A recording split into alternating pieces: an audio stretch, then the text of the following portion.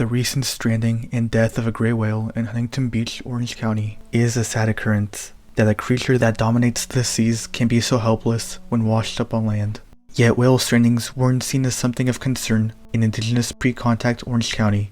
On the contrary, they were celebrated.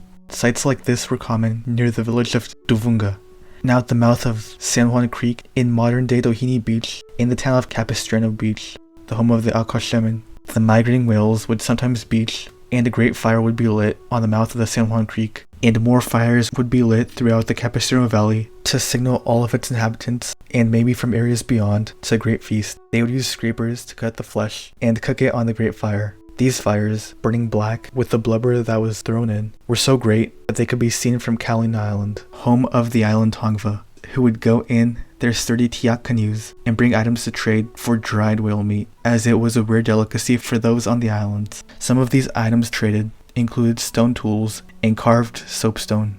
The whale bones would be divided to be later used for tools, such as needles, and the larger rib bones, some as long as 10 feet, would be used as bracing for thatched homes. This was seen on San Nicolas Island, where the lone woman, Juana Maria, was said to live in a thatched whalebone hut, seen over a century later by an archaeological expedition sent in the mid-20th century to the island to find the remains of her home.